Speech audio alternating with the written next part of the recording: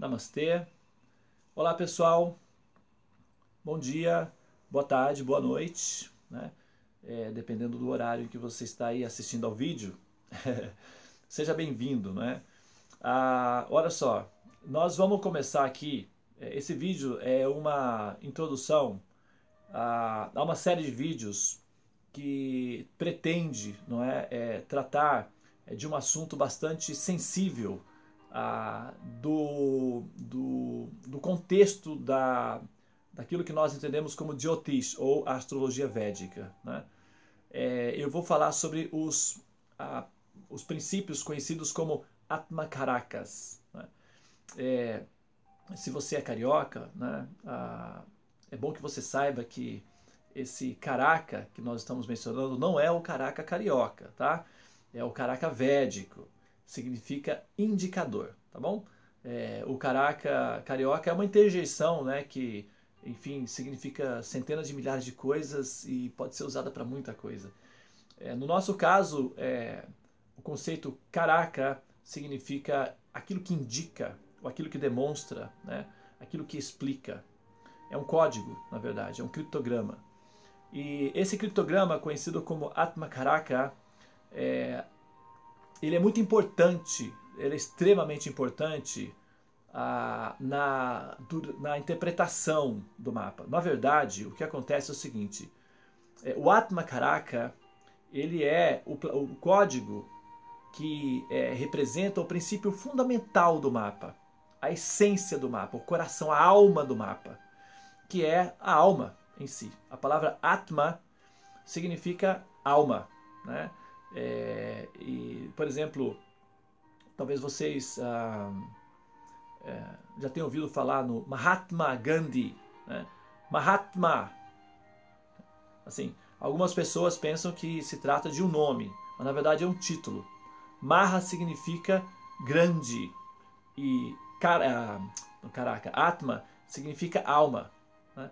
Então, Mahatma significa grande alma. Mahatma Gandhi, Gandhi, aquela grande alma. Isso é o que significa Atma. Então, o vídeo que vem a seguir, que trata do seu planeta, que representa o seu Atmakaraka, ou seja, o planeta que indica você, o ser fundamental, o ser propriamente dito, assim, entendido através desse código, que é o Atmakaraka, tá? Então, é muito importante que você compreenda o que significa isso, né, dentro do contexto da interpretação do seu mapa, para que essa compreensão, essa absorção, a absorção das informações que serão passadas para você durante a interpretação, ou que já foram passadas, de repente você está assistindo isso depois que já foi feito algumas das interpretações do seu mapa, independente se foi antes ou se foi depois, o que acontece é que, ao entender a lição, ou seja, o conhecimento que está sendo assimilado por você durante o processo em que você vive a terapia do personagem que você está vivendo, é extremamente importante, se não fundamental, para o autoconhecimento, né? Então, eu vou falar aqui, né, já na verdade, eu já estou falando sobre o assunto, não é? Mas eu quero realçar o significado disso dentro do contexto do mapa, tá? Primeiro eu vou explicar o porquê aparece esse planeta, esse indicador no mapa. Eu vou explicar de forma técnica para quem estuda astrologia, para quem se interessa pelo assunto, e também você vai conhecer um pouco da logística que justificaria esse tipo de afirmação que nós fazemos de que o seu planeta Atmakaraka é tal, ou o seu planeta Atmakaraka é esse ou aquele. Como é que nós chegamos a essa conclusão, não é? Porque são 9 planetas utilizados no mapa, dos quais 8 planetas podem ser representados como Atmakaraka. O planeta Ketu, ele não aparece no contexto como sendo um indicador de alma, né? Existem 2 tipos de Caracas, né? Que são os chamados tiras Caracas, que são os Caracas naturais, né? Fixos, como estira significa fixo, né? Ou dira também significa estável ou fixo. E esses indicadores fixos, ou conhecidos como estira Caracas, eles são os indicadores naturais. Por exemplo, o Sol é o indicador natural da alma. Então, para a análise geral, digamos, nós aplicamos esses indicadores que são os indicadores gerais, né? Esses são apresentados por Parashara Muni. E nós temos os Chara Caracas, que são os Caracas móveis, conhecidos como móveis, não é? Esses Caracas móveis, esses indicadores móveis, eles então se apresentam no mapa de maneira assim, não é volúvel, mas flexível, dependendo de como é que o mapa se apresenta, de como é que ele se estrutura, tá? Os dois indicadores são importantes durante a análise, sendo que o indicador que aparece como Atma Karaka no mapa, ele transcende ao indicador fixo, porque ele é mais, digamos assim, objetivo em termos de rastrear o ser na hora em que nós precisamos verificar, não é assim, quem é esse ser de fato que está diante do astrólogo, né? Uma coisa é o personagem que está ali se apresentando, a outra coisa é realmente o ser, o ator, a atriz que está vivendo aquele papel, aquele personagem. Então, tecnicamente, o que acontece é o seguinte: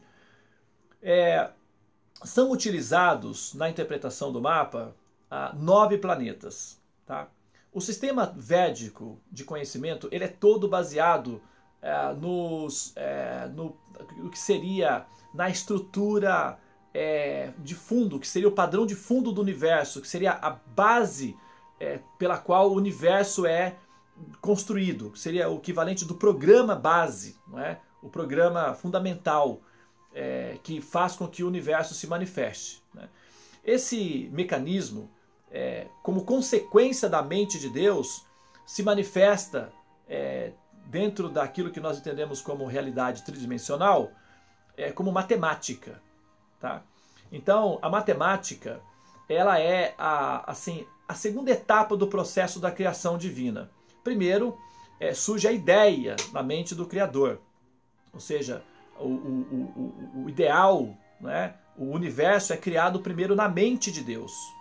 E depois ele se manifesta gradualmente de maneira como nós conhecemos como sendo uma realidade tridimensional. Entretanto, antes que esse universo se torne visual ou se torne tridimensional, ele é uma emergência de informações. Na verdade, é um pacote de informações, né, que reside na mente de um criador. Esse criador, conhecido como a verdade absoluta, a fonte criativa, o Senhor Supremo, né, nos Vedas ele é conhecido como Vishnu, a verdade absoluta. E a partir da mente do Criador, então, o universo é expandido, ou gerado, ou criado. E a maneira como ele cria é praticamente baseado em matemática, né? O universo é matemático. É como se fosse uma rede, né, de programas de dados que é interpretado pelo cérebro, lido de forma tridimensional.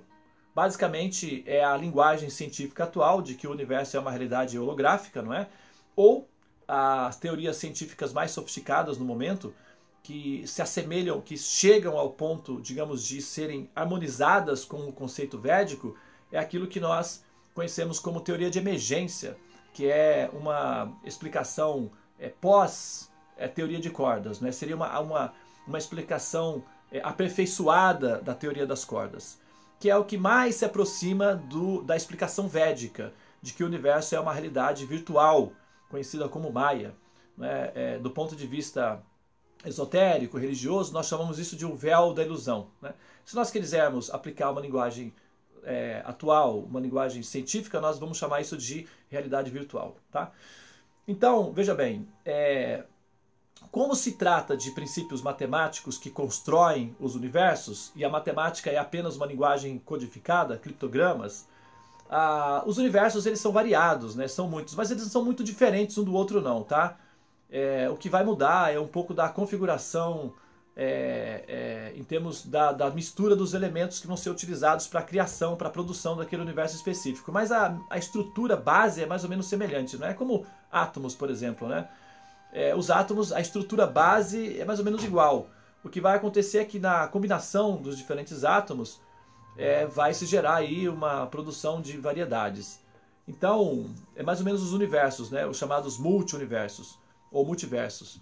Só que o que acontece é o seguinte, nós vivemos, interagimos dentro de uma realidade virtual, que é o que nós chamamos de universo, que tem uma configuração base de valor 9. Aí nós estamos lidando com esse universo, não outros universos têm outros princípios matemáticos. Esse universo específico tem o fator 9. Então, se você pegar o princípio matemático, o sistema matemático e esticar ele ao máximo, você consegue o fator 9. Claro que você pode incluir letras, você pode incluir códigos paralelos para potencializar esse programa base, mas ele é formatado para funcionar em número de 9, entendeu? Agora, se nós assim singularizarmos ao máximo o valor 9, nós vamos obter 3. E multiplicando por ele mesmo, nós temos o 9 novamente. Então, o 9 é o máximo possível da elasticidade do sistema matemático predominante nesse universo específico que nós estamos interagindo. E a singularidade máxima possível é o valor 3. Claro que você pode ir além ou menos que isso daí. Mas quando nós queremos uma base racional de observação, chegamos aí, 3 e 9, tá? O Tesla, ele mencionou isso daí, que aqueles que são observadores atentos chegarão à conclusão que os números 3 e 9 são a chave do universo. E aqueles que entenderem essa chave podem entender enigmas que estão disponíveis aí para aqueles que são investigadores atentos. Então, os sábios védicos, como conhecimento védico, os rishis, eles assimilam esse conhecimento daquilo que nós chamaríamos hoje de pós-humanos, né? Eu acho que eu até mencionei essa palavra antes, aqui, não sei. Mas é o que nós chamamos de Vedas, ou Devas, aliás. Os Devas são uma comunidade de pessoas, né? São muito parecidos com os seres humanos em termos de estrutura, mas a tecnologia que produz os corpos desses seres é muito mais refinada, não é? Portanto, assim, a tecnologia rudimentar, que é baseada em carbono, na formação dos corpos humanos, são bastante regulares em relação à tecnologia matemática que é utilizada para a formação dos programas que geram os corpos desses seres pós-humanos.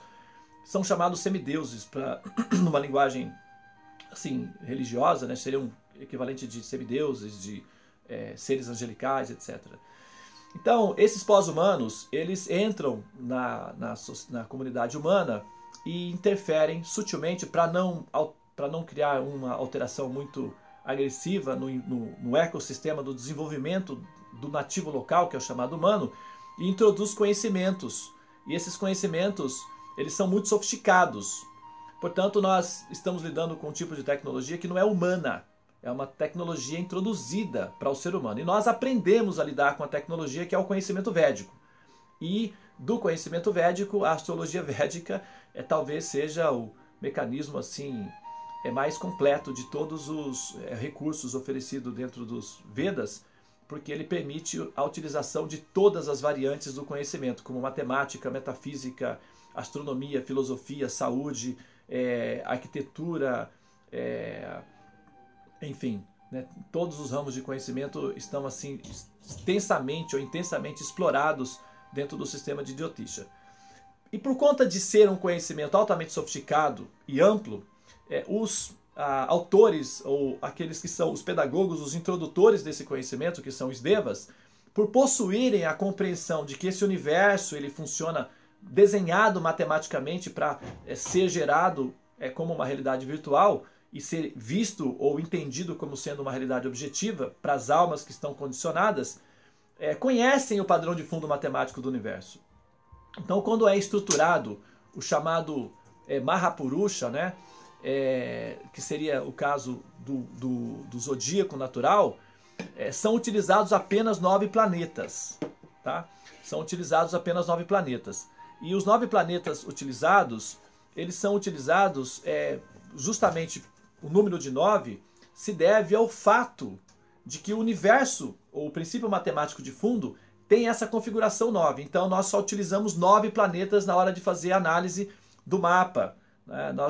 Por isso que às vezes você, por exemplo, que está acostumado aqui no Ocidente com planetas recentes ou planetas externos, como Urano, Netuno, Plutão, e dentro do sistema védico nós não utilizamos esses planetas, porque eles acabam congestionando, de certa forma, o sistema de verificação dos fatos. Não é? É como, por exemplo, com 9 nós temos todos os recursos matemáticos que precisamos para fazer cálculos e hackear, digamos, essa estrutura que nós conhecemos como realidade ou universo. Então com 9 nós conseguimos fazer todas as operações. Após o 9 é uma repetição dos princípios anteriores. Então se a gente inclui mais fatores além do 9, nós estamos apenas repetindo ou congestionando o sistema de verificação de dados. Embora não é que isso não possa ser feito, pode, mas talvez não seja tão necessário assim. Por isso que o sistema védico, ele, se utilizando de 9 planetas, já consegue fazer as operações mediante das quais é necessário para fazer as verificações. E a estrutura do ser, ele tem uma composição de valor 9. Né? São duas coisas que estão sendo analisadas simultaneamente enquanto é feito o mapa. Uma é a análise do personagem, que é a pessoa que está ali. Né? Vamos supor, aqui está o personagem Devananda, o personagem que vos fala, é o personagem Devananda. Eu, o ser que você está percebendo, o ser com quem você está interagindo, esse ser com quem você interage no momento é diferente do Devananda. Ou seja, o que eu sou, de fato, alma, ou princípio ativo, Atma, é diferente do personagem Devananda. Então, o personagem Devananda é o meu avatar, é o personagem que eu estou utilizando para interagir dentro dessa realidade virtual. E esse personagem, ele é formado por elementos materiais, e a predominância é o elemento carbono. Não é? Mas ele é basicamente uma combinação dos elementos de terra, fogo, água, ar, não é? E éter, que é o espaço, conhecido como seria o equivalente do bóson de Higgs, alguma coisa assim. O que mais se aproxima da linguagem científica seria o bóson de Higgs para explicar o Akash, ou o éter no caso. Né? Então, nós temos aí os elementos materiais que combinados, terra, fogo, água, ar, Akash, ou éter, né? Seria, nas terminologias védicas, Vayu, Agni, Jala, né? Bhumi, ou Prithvi, e Akash. Né? Depois vem Mana, e depois vem Ahamkara, mente, inteligência, não é? Ou Buddha, Mana, Buddha, e Ahamkara, mente, inteligência e o falso ego. Então a mente e a inteligência, embora sejam um programa único, eles não têm a mesma funcionalidade. Né? É como, por exemplo, o fogo e a fumaça. Embora eles sejam um pacote, a fumaça é diferente do fogo. A fumaça tem mais flexibilidade, ela pode espalhar-se, ela pode ir adiante. Ao passo que o fogo, ele é mais assim, vamos dizer, ele é mais fixo, né? E ele não vai assim muito longe, ele fica estacionado num determinado ponto, digamos assim. Tá? Da mesma forma, a inteligência... pessoal, deixa eu só dar uma paradinha aqui, só para resolver um assunto. Só um segundo. Não, já está tudo bem, tá ok. É só para tirar aqui um negócio que estava atrapalhando, desculpa, tá? Então, continuando o raciocínio, é o seguinte, a fumaça, ela vai, o fogo fica. Da mesma forma, a mente, ela é mais flexível, a inteligência é mais fixa. Né? A inteligência, ela tem a funcionalidade de determinar se uma coisa é correta ou não, é a discriminação. A mente se espalha ao redor para experimentar sensações, para sentir, desejar as coisas. Então, o programa é um só, mas a funcionalidade é diferente. Então, nós temos terra, fogo, água, ar, éter, que são as combinações grosseiras que formam o personagem, chamado avatar, ou o corpo em si. E depois nós temos o Ahamkara, que é o programinha base que faz com que a consciência, estando condicionada ao corpo, acredite ser o corpo que ela está vivendo. Ou seja, a pessoa passa a acreditar que é o avatar que está vivendo. Tá? Então eu vou encerrar esse vídeo aqui. Eu vou abrir o próximo vídeo para não ficar um vídeo muito extenso, né? E aí eu vou concluir o raciocínio no próximo vídeo. Tá legal? Então, pessoal, muito obrigado pela atenção. Namastê e até a próxima gravação. Não deixe de assistir o próximo vídeo, porque com o próximo vídeo você será capaz de entender o terceiro vídeo, que é o vídeo que já fala diretamente a respeito do planeta que indica você enquanto série, o chamado Atmacaraka. Ok? É isso então, pessoal. Muito obrigado pela sua atenção. Namastê e até a próxima gravação.